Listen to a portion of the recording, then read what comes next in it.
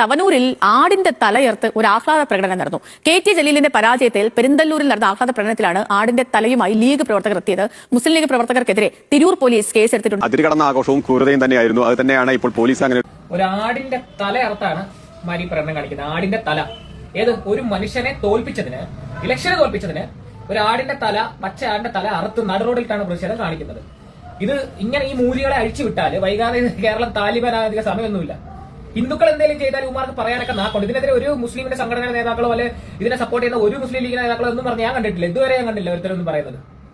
KT Jaleel തോറ്റേനെ ആഘോഷിച്ചാണ് മൂലികൾ ഇങ്ങനെ ഒരു ആടിന്റെ തല അറുത്ത് പച്ചയ്ക്ക് കമ്പയെ കൊരുത്തി. മനുഷ്യനോട് മനുഷ്യനെ സ്നേഹം ഇല്ലാതാവുകയാണ് ഇവിടെ. ഇലക്ഷനാണ്, ജയിക്കും തോൽക്കും.